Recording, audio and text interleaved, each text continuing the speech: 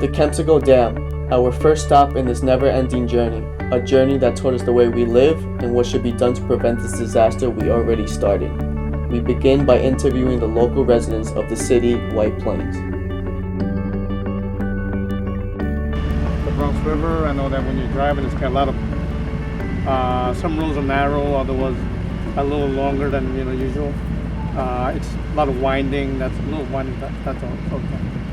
Do you know anything about this river, the Bronx River in particular? Not really. They think it's a great wall of China. I can tell you that. Well, no, actually not that much offhand. As we make our departure of White Plains, we head towards the Bronx Zoo to continue our exploration and interview ordinary people and what they think should be done to further help clean the Bronx River.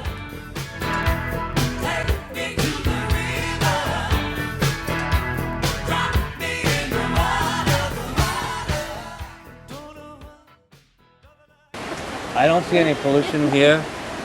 They keep the area very clean. This part of the river runs through the Bronx Zoo, and the water is a major attraction for migrating birds. They use this area as a flyway, and the Bronx Zoo property itself, they plant native wild flowers and bushes, which the birds use as nesting spots, and the water here attracts them as they migrate through. Like 8 billion plastic bags a year this country uses. Some of that ends up in our oceans, locally in our rivers, and then you got to make the connection. Some species might take those plastic caps or something, start eating them. Well, first of all, nobody should ever pollute in the river. Just because there's water moving, by throwing a piece of paper in it and watching it float away, it accumulates at another end. Yeah, there's a lot of illegal dumping going on, and they have a long ways to go before any of these rivers are cleaned up. We can't even fish out of some of the rivers because they're so polluted. I mean, you just watching and you see things, you see debris floating by, coming from downstream somewhere. I'm sure the people in here just throw things right in the water. They don't, majority of people they don't care. That's the problem. And you see the debris floating by, and it doesn't look good. You're in a low-income area, and the government, local county government, health department are not paying too much attention to that, to implement those laws that are passed, because you take a look at it and say, you know what, these people aren't really making an impact in our communities. It's not something you pay attention.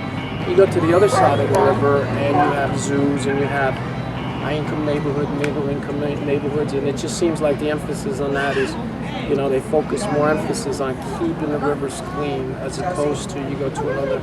It's so black and white sometimes. And people, what do they do with the streets? You look around here, what do? They just throw everything in the street. And that gets washed into the sewage, and when it rains, it overflows to sewage. We drink sewage water, basically. Because like the water that you flush down the toilet, they recycle that. And we drink that too. We happen to live in New York. We are surrounded by water, and if the water is polluted, people will not want to go swimming. People will be unattracted. They'll start to smell diseases. Like I said, please do not pollute in rivers. Basically, in my house, I don't drink the water out of the faucet. I drink regular spring water. I buy bottled water. If you filter this is cleaner than what we are drinking. Believe it or not, even though people still dumping it and stuff, you can go down there and probably take a sip of it and it'd be a lot healthier than drinking out of faucet water. Because I'd rather drink from a river that they filter, or like, when we have reservoirs and stuff like that, than drink out of, filtered, water that we use from the house. The Big Belly is the world's first and only solar-powered trash compactor, which was built to reduce greenhouse gases and the carbon footprint. The state of New York is currently considering purchasing Big Bellies for all of its SUNYs and CUNYs and parks and waterfronts. Well, the panel is on top, and what it does, it trickle charges a 12-volt battery, much like you would find on a motorcycle, which then drives an internal mechanism which activates the compaction process. Once the zoo is able to recover from its current economics problems, they'll be able to acquire quite a few of them for the park. Recently, to be eco-friendly for me, you go to a supermarket and you just like, it's a knee-jerk reaction, you just grab the plastic bags, you have 10 plastic bags, you go home, and you think, well, I'll use this as a trash bag, but you don't realize if you just take something that's like material and you just go back and forth to the supermarket, you can just eliminate some of that, because the plastic bags, you know, it's not biodegradable, and they're here for a long time. So I'm conscious of that. Everybody will just pass by, and then, it doesn't affect us. It doesn't affect us now, So everybody just doesn't bother it too. Oh, we recycle all the time.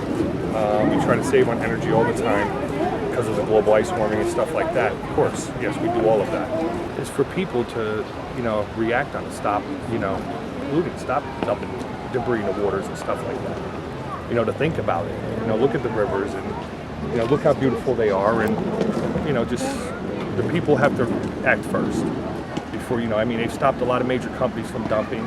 Just for people to, just one by one person at a time, to stop polluting. Right. Stop, when you see a river like this, don't, if you are near a river and you see something float by, just pull it out. Because the fish that live in the river, they don't, they don't appreciate a Coke can swimming by. That's not a fish. right against studs. Or a piece of paper or anything. Just, little by little, something. If everyone picked up a piece of paper that floated in the river, it'd be a lot cleaner. You have to take a look at when you're in a minority area, low-income area, people just don't put a lot of emphasis on educating people about the environment. I don't see there's not a structure where you can follow it, and we know if we follow this, then our kids are going to learn about the river and how not to pollute it because it affects us, the animals, the air we breathe. It's just, everything is interconnected. But I think also Washington needs to put more emphasis on it. It should be a something that comes second nature to us in America, because we lead the way in environmental, but we also lead the way in pollution. So there's a catch-22 there. Thank you, man. Appreciate you letting us share. Thank you. Visiting the Bronx Zoo. So what have we learned? We learned that we need a stronger emphasis on educating our youth about this problem. The earth will only slowly get better in time if each single person takes a small step in making the world a better place. Whether it's from not using plastic bags, no dumping of garbage in our water, to having special recycling bins on every corner.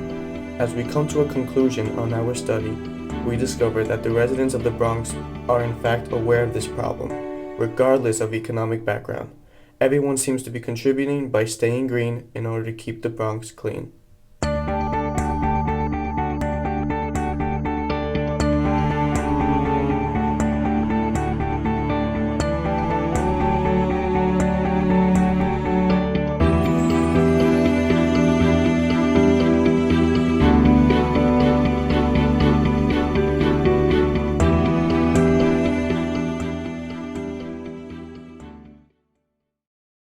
Do you know anything about the Bronx River? Yeah, the actual river. What's that like? Yeah, do you know anything about the water, the pollution and stuff? No. Anyway, what I know, ain't no pollution there.